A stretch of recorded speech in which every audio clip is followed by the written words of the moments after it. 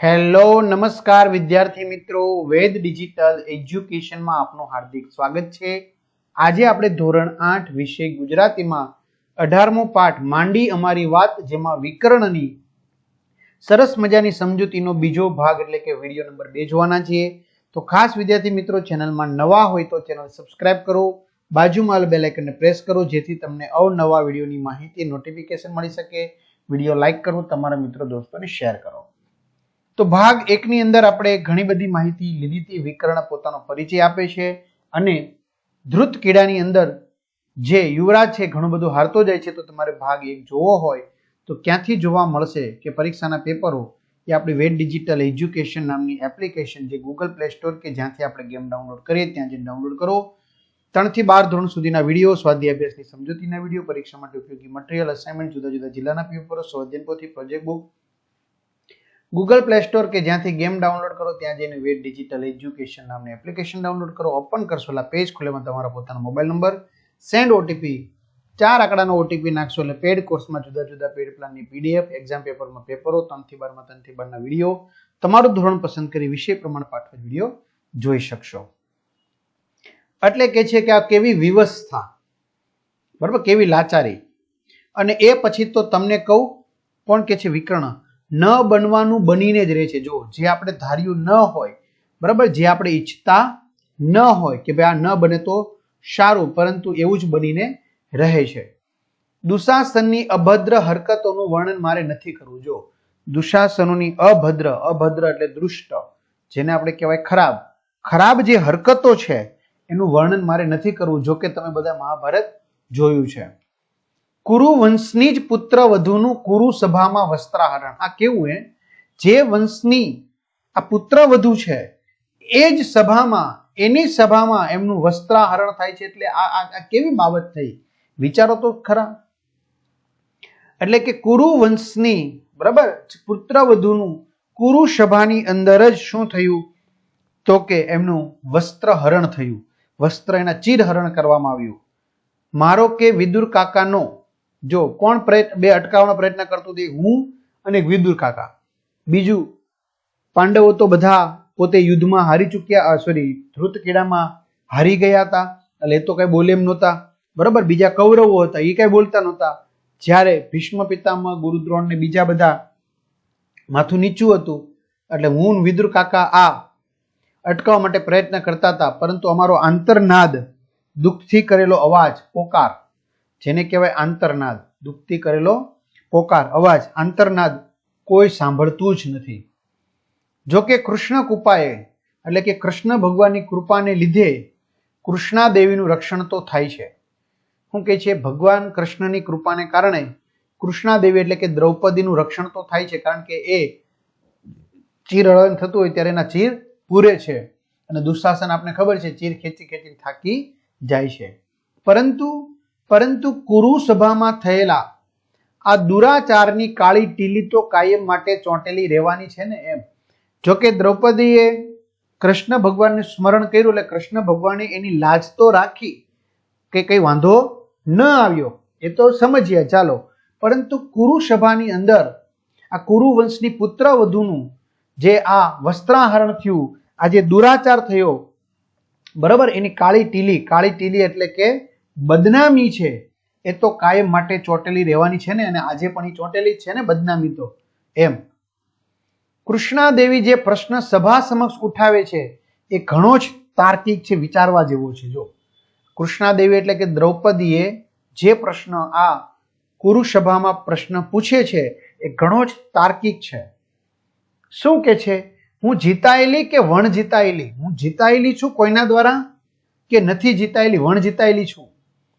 મારો આ મહાન અને તેજસ્વી નારી પ્રત્યેનો આદર બમણો થઈ જાય છે। કોણ કે છે, વિકર્ણ, કે મારો આ મહાન અને આ જે તેજસ્વી નારી છે એની પ્રત્યે હું જે આદર રાખું છું એ મારો આદર કેવો થઈ ગયો? બમણો થઈ ગયો। દ્રૌપદીનું કહેવું એમ હતું કે યુધિષ્ઠિર પોતે દાસ બની ગયા છે, યુધિષ્ઠિર પોતે હારી ગયા છે, પછી જો મને દાવમાં મૂકી હોય તો હું દાસી કેવી રીતે બની શકું? એટલે કે જે હારી ગયેલો વ્યક્તિ છે એ મને હોડમાં દાવમાં મૂકી કેવી રીતે શકે? મૂકી ન શકે કે મૂકી શકે? તો કે મૂકી ન શકે. હારેલી વ્યક્તિ થોડી મને દાવમાં મૂકી શકવાની છે. એટલે કે છે યુધિષ્ઠિર પોતે તો દાસ બની ગયા છે, પછી જો મને દાવમાં મૂકી હોય તો હું દાસી કેવી રીતે બનું? શું ગુલામને એ અધિકાર છે? એટલે કે ગુલામ એટલે કે દાસ. યુધિષ્ઠિર દાસ બની ગયા, ગુલામ બની ગયા, હારી ગયા છે પોતાની જાતને, તો હવે એને એવો અધિકાર છે કે મને પોતે દાવમાં મૂકી શકે? આખી સભા ચોંકી જાય છે, આખી સભા અચરજ પામી જાય છે. વિદુર કાકા દ્રૌપદી દેવીના તર્કના સમર્થનમાં છે. જો વિદુર કાકા કોના સમર્થનમાં છે? દ્રૌપદી દેવીએ જે આ તર્ક કર્યો કે હું જીતાયેલી છું કે વણ જીતાયેલું છું, કોઈ ગુલામ જે છે, કોઈ હારી ગયેલો વ્યક્તિ મને થોડું મૂકી શકે હોડમાં, બરાબર? એવો એને તર્ક કર્યો. હું પણ આવેશથી બોલી ઉઠું છું, સાચું છે કે દ્રૌપદી દેવી તમારી વાત 100% સાચી છે. જે સ્વયં એટલે પોતે, જે પોતે જ દાસ છે, પોતે જ ગુલામ છે, એ વળી કેવી રીતે કોઈ અન્યને દાવમાં મૂકી શકે? વાત એ સાચી છે. પોતે જ ગુલામ હોય તો બીજાને કેમ મૂકી શકે? મારું સ્પષ્ટપણે માનવું છે કે કૃષ્ણા દેવીની સ્વતંત્રતા અકબંધ છે. મારું સ્પષ્ટપણે માનવું છે કે કૃષ્ણા દેવી છે એ કોઈના દ્વારા હારેલી નથી, એ સ્વતંત્ર છે, એની સ્વતંત્રતા અકબંધ છે, બરાબર? એ કોઈની ગુલામ નથી, તેઓ મુક્ત છે. વિકર્ણ મોટા ભાઈ દુર્યોધન જોર જોરથી બોલે છે, વિકર્ણ તું છાનો માનો બેસ, છાનો માનો બેસ, અથવા તો અહીંથી ટળ એટલે અહીંથી જતો રહે, ખસી જા, બરોબર? કારણ કે વિકર્ણ પણ શું કે છે કે જે સ્વયં દાસ છે વળી કેવી રીતે કોઈ અન્યને દાવમાં મૂકી શકે? મારું પણ સ્પષ્ટપણે માનવું છે કે કૃષ્ણા દેવીની સ્વતંત્રતા અકબંધ છે, તેઓ મુક્ત છે, તે કોઈના દ્વારા ગુલામ નથી. એટલે વિકર્ણ એવું મોટા ભાઈ દુર્યોધન જોર જોરથી બોલે છે, છાનો માનો બેસ, મૂંગો રે અહીંયા, અથવા તો અહીંથી ટળ, અહીંથી જતો રહે. સભામાં નિર્ણય લેનાર મોટા બેઠા છે, સભામાં નિર્ણય લેનાર મોટા બેઠા છે, તારે કઈ બોલવાની જરૂર નથી. તને કોઈ પૂછે ત્યારે બોલજે, તને પૂછે ને તો બોલજે. મોટા કે ખોટા? મેં કીધું. વિકર્ણ શું કે છે? મેં કીધું. મોટા છે કે ખોટા છે દાનતના? મોટા ભાઈ, તમને મારા વેણ આકરા ભલે લાગે, આકરા એટલે કડવા, ન ગમે તેવા, તમને મારા વેણ એટલે શબ્દો, તમને મારા શબ્દો આકરા ભલે લાગે, પણ હજુ કહું છું માની જાઓ. હજી હું કહું છું, હું કરું છું? માની જાઓ, નહીં તો હું આગળ બોલું એટલામાં મારો ખભો પકડીને મારો જ એક ભાઈ મને બેસાડી દે છે. જો હું કે છે, મારા શબ્દો ભલે તમને આકરા લાગે છે ભાઈ, પણ હું કહું છું માની જાઓ, નહીં તો અનર્થ થશે. એવું બોલવા જતો હતો, તા આગળ બોલું એટલામાં જ મારો ખભો પકડી મારા બીજા ભાઈ, કારણ કે 100 ભાઈ છે ને, ખૂટેમ જ નથી, એટલે એક ભાઈ મને બેસાડી દેશે.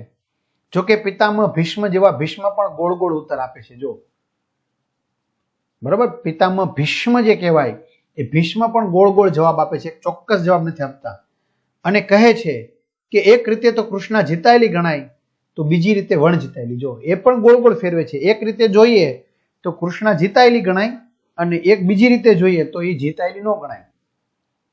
પિતામહ તો ધર્મના જ્ઞાતા છે, ધર્મના સાચા એવા જાણકાર છે પિતામહ તો એ સાચા છે કે ખોટા તે હું જાણતો નથી. પિતામહ સાચા છે કે ખોટા એ તો મને ખબર નથી, કે હું તો જાણતો નથી. હું તો બસ એટલું જ જાણું છું કે કોઈ પણ નારીનું અપમાન મૂંગો થઈને જોઈ રહે એ સાચો ક્ષત્રિય નથી. શું કે છે?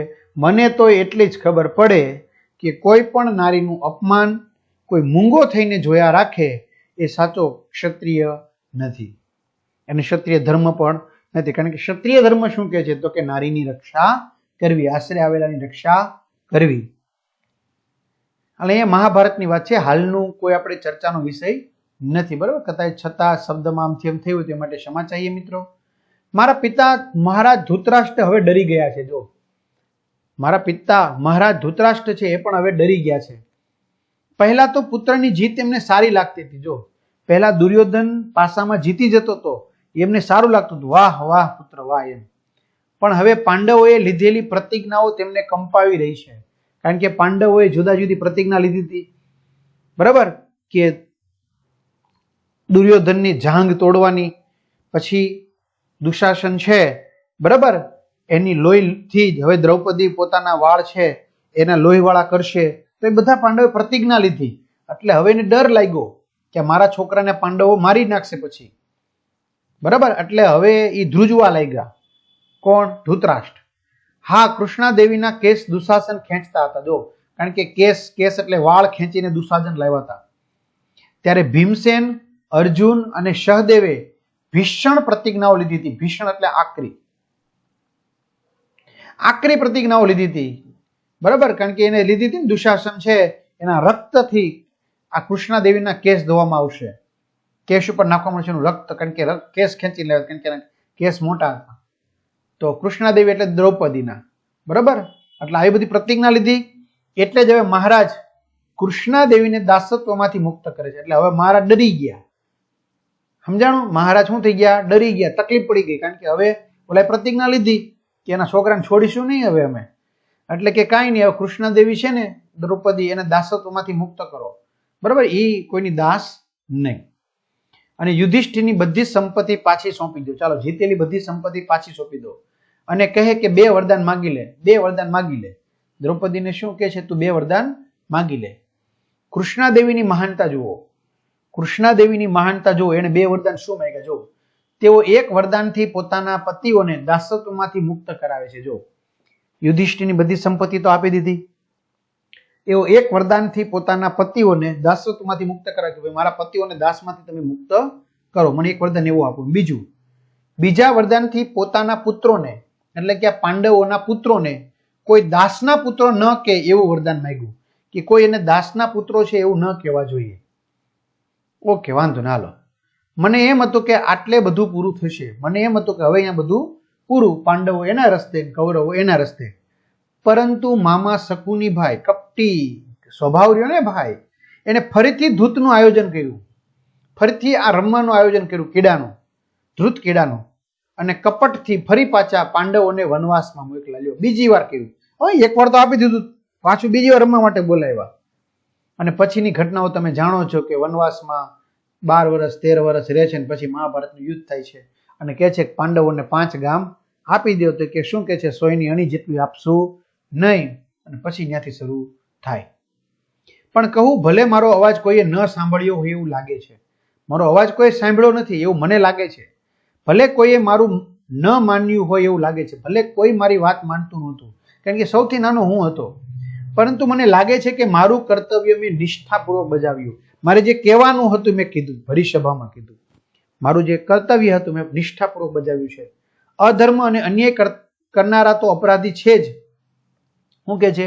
અધર્મ, કે જે અન્યાય કરે છે એ તો અપરાધી છે. અપરાધી એટલે ગુનેગાર.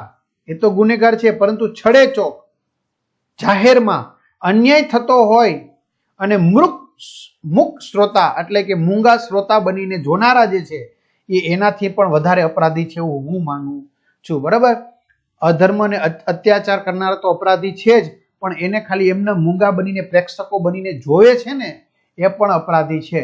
તમે શું માનો છો? એ કે તો વિદ્યાર્થી મિત્રો, આ રીતે સરસ મજાની સમજૂતી અહીંયા પૂર્ણ થઈ છે. તમને આ વિડીયો કેવો લાગ્યો ચોક્કસથી કમેન્ટ કરજો. તમારા મિત્રો દોસ્તોને શેર કરજો. અહીંયા સુધી રાખીએ. અસ્તુ. જય હિન્દ, જય ભારત.